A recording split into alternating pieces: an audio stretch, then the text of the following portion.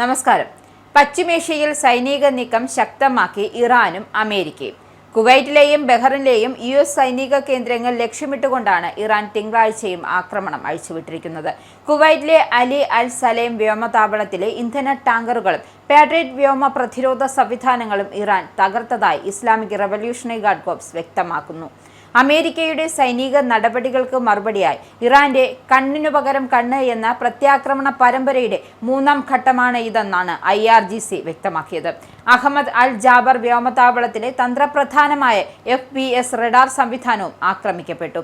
Kuwait oil കമ്പനിയുടെ എണ്ണ ഖനന കേന്ദ്രത്തിന് നേരെയുണ്ടായ ഡ്രോൺ ആക്രമണത്തിൽ ഒരാൾക്ക് പരിക്കേറ്റതായും റിപ്പോർട്ടുണ്ട്. കുവൈറ്റിന്റെ വടക്കൻ അതിർത്തികളിലേക്കും ഇറാൻ ആക്രമണം വ്യാപിപ്പിച്ചു.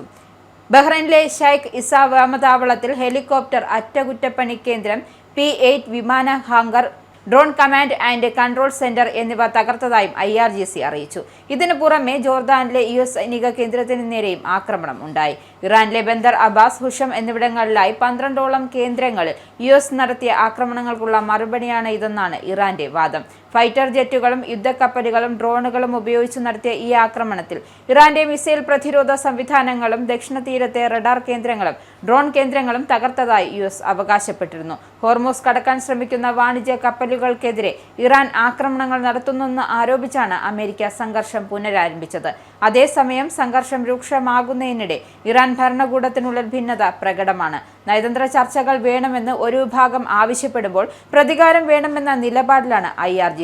നിലവിലെ ആത്മീയ നേതാവായ മൊജബ്ദ് ഖമേനിയും രക്തത്തിന് രക്തം എന്ന നിലപാടിലാണ്. ഇതിനിടെ ഒമാനും പാകിസ്ഥാനും കേന്ദ്രീകരിച്ചാണ് നയതന്ത്ര ചർച്ചകൾക്കുള്ള നീക്കം നടക്കുന്നത്.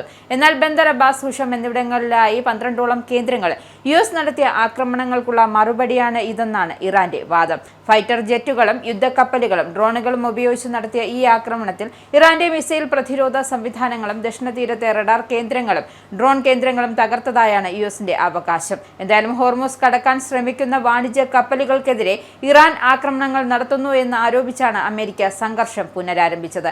അതേസമയം സംഘർഷം രൂക്ഷമാകുന്നതിനിടെ ഇറാൻ ഭരണകൂടത്തിനുള്ളിൽ ഭിന്നത പ്രകടമാണ്. നയതന്ത്ര ചർച്ചകൾ വേണമെന്ന് ഒരു വിഭാഗം ആവശ്യപ്പെടുമ്പോഴും പ്രതികാരം വേണമെന്ന നിലപാടിലാണ് IRGC. നിലവിലെ ആത്മീയ നേതാവായ മൊജബ്ദ് ഖമേനിയും രക്തത്തിന് രക്തം എന്ന നിലപാടിലാണ്. ഇതിനിടെ ഒമാനും പാകിസ്ഥാനും കേന്ദ്രീകരിച്ചാണ് നയതന്ത്ര ചർച്ചകളും പുരോഗമിക്കുന്നത്.